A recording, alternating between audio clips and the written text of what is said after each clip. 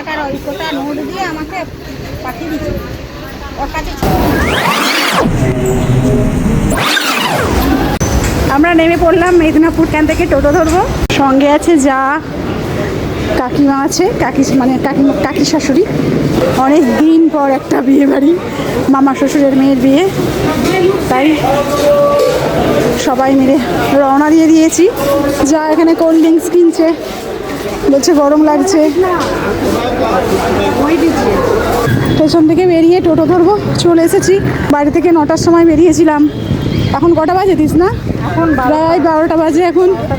তো ট্রেন এত লেট করেছে, তাই দেরি হয়ে গেল। গায়ে হলুদের আগে পৌঁছতে হবে আমাদেরকে, তাই তাড়াহুড়ো করছি আমরা।